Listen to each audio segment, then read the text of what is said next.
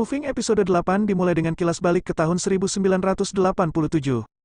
Ada sebuah pesawat dan pilotnya membuat pengumuman tentang turbulensi. Di antara penumpang ada seorang pria yang memborgol dirinya ke koper yang berisi bom dan menyalakan pengatur waktu. Seorang anak melihat melalui jendela dan melihat seorang pria terbang di awan menuju pesawat. Itu Kim Do-sik dan dia mencoba memberitahu pilot tentang bom di dalamnya. Sayangnya, bom tersebut meledak dan menewaskan semua orang, sementara Do-sik menyaksikannya dengan sedih.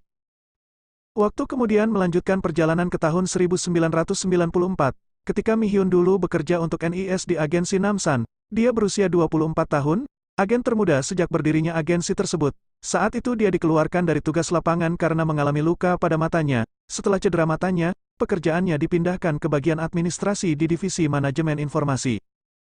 Yongjun merekrutnya untuk bekerja di bawah naungannya. Dia menugaskannya tugas penting baru dalam bentuk mengevaluasi pandangan filosofis Do-sik menjelang misi yang akan datang. Yongjun bersikukuh bahwa tidak boleh ada kesalahan. Yongjun memintanya untuk mendekati Do-sik dan mengevaluasi apakah dia siap untuk misi rahasia ini. Mi Hyun bertanya mengapa dia memilihnya dan Yongjun menjelaskan bahwa dia membutuhkan seorang analis informasi.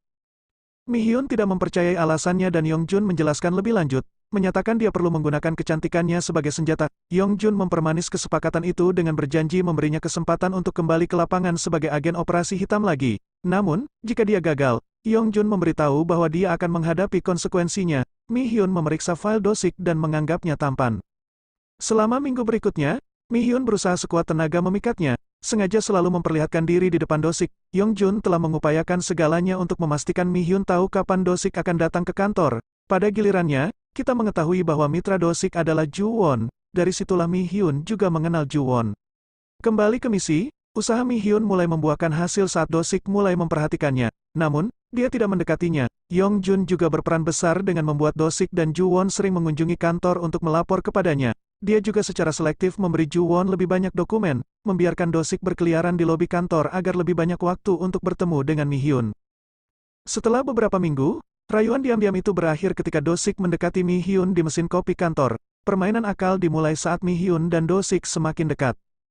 Adegan kembali ke tahun 1992 di Hotel Longjing, Tiongkok. Sang-gu bertanggung jawab atas operasi Sigul untuk mengambil informan ganda. Rencananya akan mengundang seluruh informan ke Hotel Longjing dan memasang umpan. Mi Hyun juga merupakan bagian dari misi dan bertindak sebagai penyanyi malam itu. Dia bernyanyi ketika para informan disuguhi teh yang diberi obat bius. Segera setelah informan mulai berjatuhan, Sang-gu mengidentifikasi para pengkhianat dan menembak mati mereka. Pintunya terkunci dan dia memberi perintah baru untuk membunuh setiap informan di ruangan itu. Siapapun yang berani bergerak akan terkena peluru di kepala. Mi Hyun menyaksikan dengan ngeri dan Sang-gu memerintahkannya untuk melempar gas air mata dan menghabisi target. Namun, Mi Hyun memutuskan untuk menyelamatkan beberapa. Alih-alih menggunakan gas air mata, dia menggunakan flash bomb dan kemudian membuka pintu dengan menembaknya. Informan yang masih hidup bergegas pergi dan Sang-gu mencoba meminta bantuan. Namun, cadangan tidak pernah menanggapi permintaan bantuannya. Anehnya, Do-sik seharusnya waspada sebagai cadangan. Inilah sebabnya Yongjun ingin mengujinya dan melihat di mana letak kesetiaannya.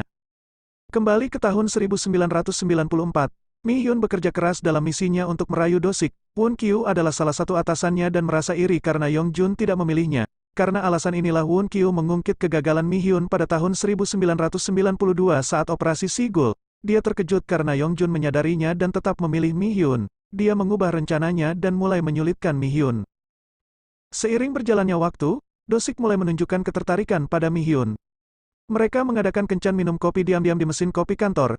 Dia membantunya membawa file kemana-mana dan Ju-won mulai merasa frustasi karena rekannya seperti diperalat. Ju-won bahkan mencoba menegur Mi Hyun karena telah berbicara santai kepadanya mengingat usianya yang lebih muda darinya. Tapi kemudian mendadak Ju-won memberi hormat dan merasa bersalah saat mengetahui Mi Hyun adalah agen peringkat di atasnya. Yongjun menjadi lebih senang saat melihat Mi Hyun dekat dengan Do-sik. Sayangnya, hal itu tidak sepenuhnya seperti yang dia pikirkan. Karena Mi Hyun sudah mulai menaruh hati pada Do-sik dan dia mengaku disuruh dekat dengannya. Secara teknis, Mi Hyun gagal dalam misinya tetapi dia terus bergaul dengan Do-sik. Mereka bahkan pergi makan malam dan membeli tonkatsu. Inilah sebabnya dia memilih membuka restoran tonkatsu. Sepulang dari makan malam, mereka kembali ke kantor. Ju-won menunggunya di mobil dan menyapa mereka. Ju-won ikut senang akan rekannya yang lagi dilanda asmara.